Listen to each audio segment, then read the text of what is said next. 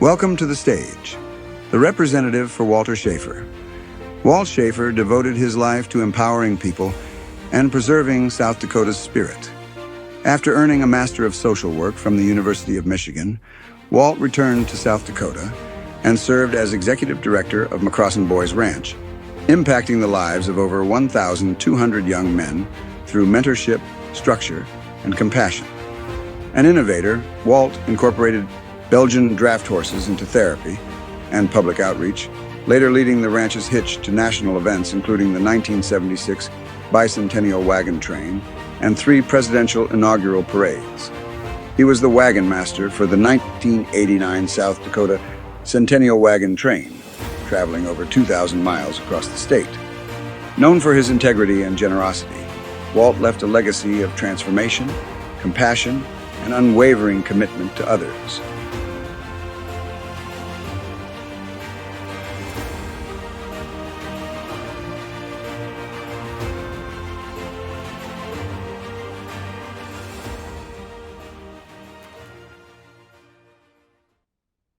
Well, it's with great gratitude and pride that I get to stand here before you all today and accept this incredible honor on behalf of my father, Walt Schaefer. You know, Dad would have really enjoyed this entire weekend and all the events, reminiscing with a lot of friends, reconnecting with them, meeting new people, and just getting to hear about everybody's life journey. And again, congratulations to all the fellow nominees and the past recipients of this award. Just hearing all these stories is just really inspiring, and Dad would have shared that as well. Dad believed in the good in every person. He had this unwavering conviction that people could change, people could grow, people could thrive, especially when given the right tools and support. He believed in second chances. He didn't keep score of how many second chances, just always believing that one more might make the difference in someone's life. This belief grew into the foundation that became his life's work. His time at McCrossin Boys Ranch was more than a career. I'd even call it a calling. He found deep purpose through his work at McCrossin's. He saw potential where others might see problems. He offered stability, but also flexibility, understanding that each person needed something different to succeed. This belief was offered to both the young men at McCrossin's as well as the many staff that were part of the ranch family. He was always happy to see people succeed and proud to be part of their personal success. Dad lived by the motto, fair is not equal, equal is not fair. He understood that fairness means meeting people where they are and giving them what they need to grow. He was a man that liked to do things differently. He welcomed experimentation, even if that meant constant change, and while that might have frustrated some, he didn't want perfect to get in the way of better. And it was his way of seeking improvement. He encouraged others to make decisions and to believe in those decisions. Because belief, he said that was the secret sauce to success. It only takes a few people to truly believe in an idea to make it work. One of his greatest passions, and that people remember an awful lot about him, is the Belgian draft horse program. And by the year 2000, he had accomplished and achieved his goal of having 200 home-raised mares. But the horses were just so much more. They were a bridge, a way to bring people together, connect people, create experiences, and teach a lot of life lessons along the way. Through the wagon trains that you heard about, the presidential parades, the horse shows, the countless community events, Dad used these horses to open doors.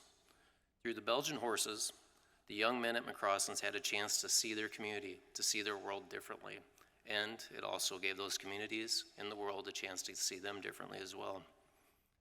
The horse program taught responsibility, teamwork, and the value of caring for something beyond yourself.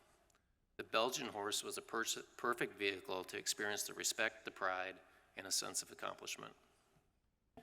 Many remember, and you saw in the pictures there, the big green hitch wagon. The adventures that wagon has gone on, the stories it could tell are just too many. That wagon's a 2,500-pound beast of wood and steel that typically was hauled in the back of a semi-trailer.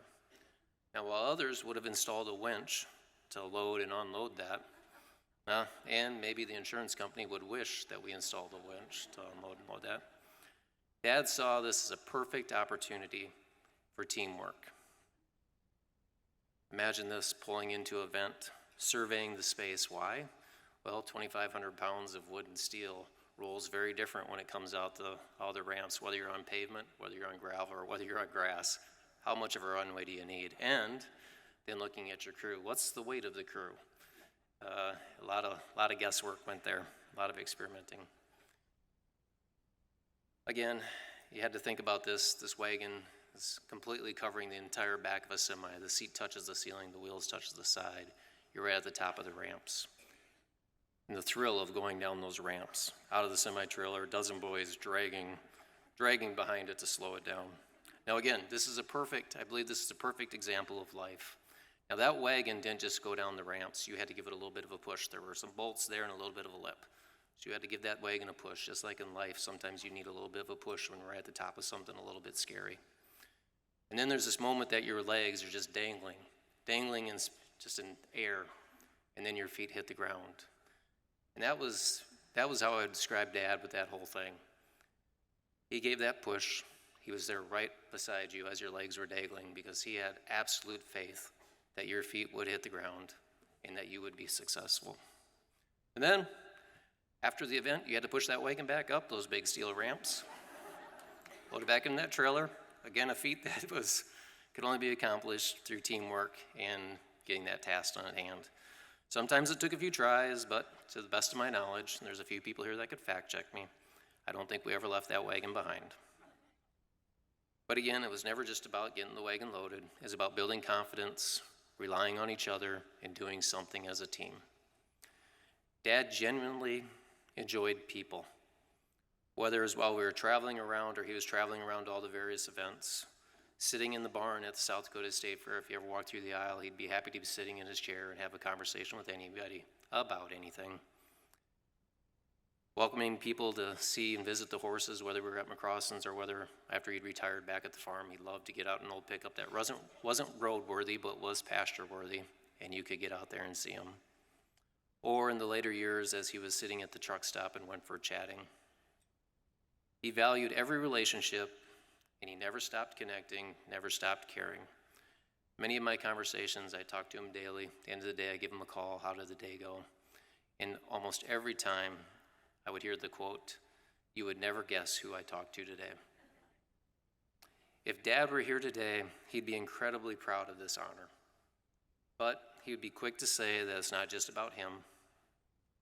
He would see this recognition as a celebration of the many people he worked with, learned from, and grew alongside, especially all of the young men at McCrosson's and the many staff that he worked with through the years.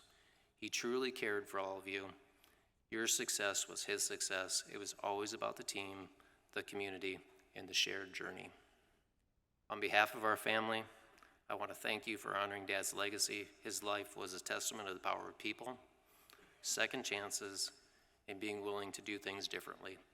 We are grateful beyond words. Thank you.